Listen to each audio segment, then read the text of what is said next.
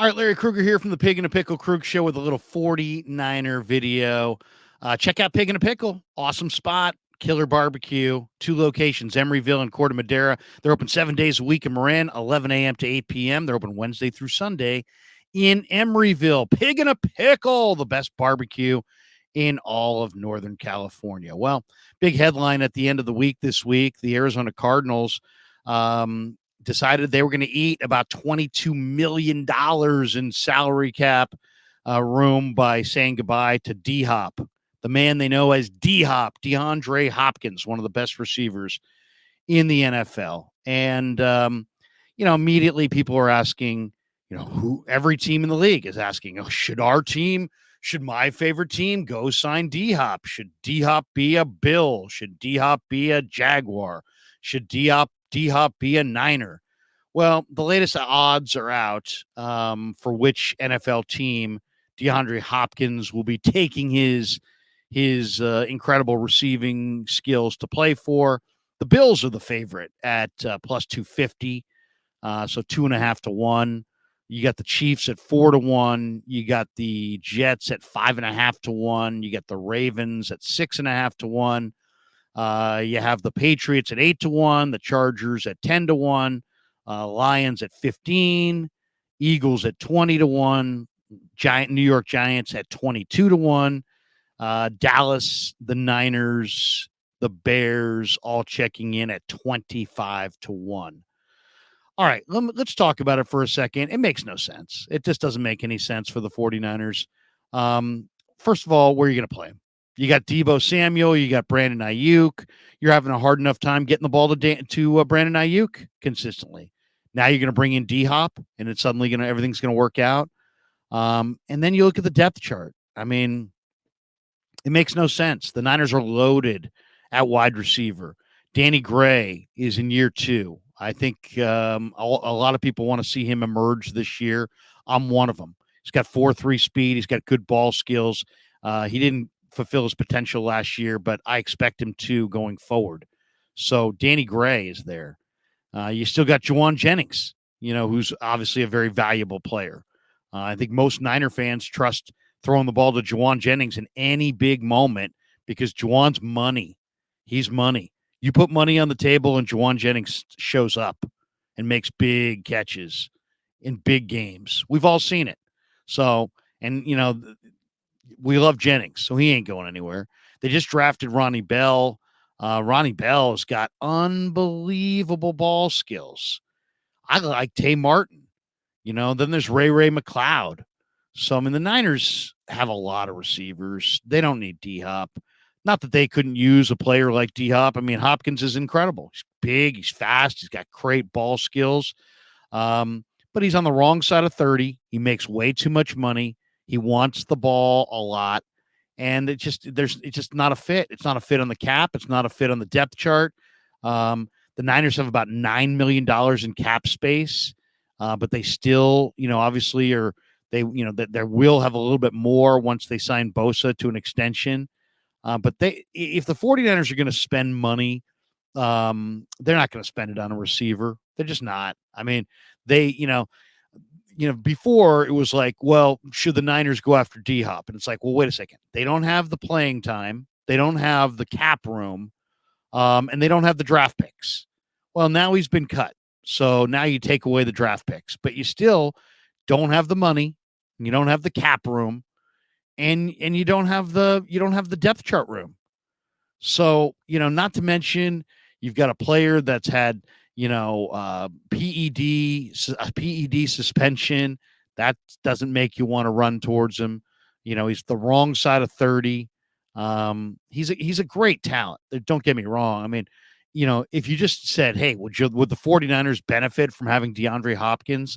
And you're just asking that question in a vacuum. Yeah. Heck yeah.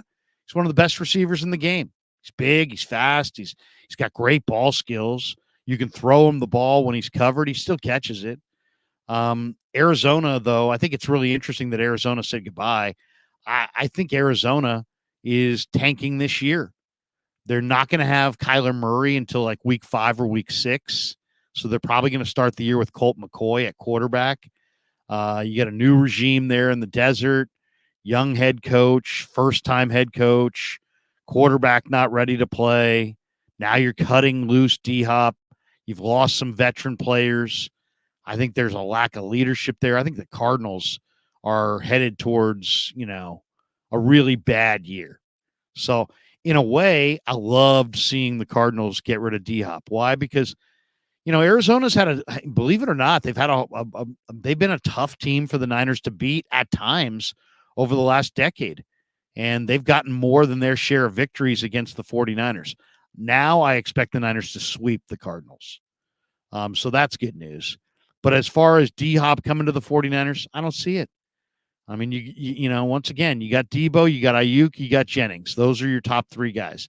But then you got Danny Gray and you got Ray McLeod. And you got Tay Martin, and you've got a deep wide receiver core there. Ronnie Bell's coming. I think Ronnie Bell's going to fight like heck to get a roster spot. So why block Ronnie Bell? Why block Tay Martin? Why force yourself to cut a guy like Ray McLeod, who's got a real role for you on special teams? Why take away Danny Gray? I could make an argument that Danny Gray has more value to the 49ers because he is a guy who's got big-time vertical speed and he can run off the coverage. What you really need with a receiving core is you need receivers that complement one another. So if DeAndre Hopkins were a 4-2-8 burner, let's say it wasn't DeAndre Hopkins. Let's say it was Tyreek Hill. If Tyreek Hill was cut loose by his team, the Dolphins said, you know what? We don't want Tyreek Hill. Now we could debate this. Should the 49ers kiss off Danny Gray, say goodbye to Ray McLeod, and make a big investment in Tyreek Hill?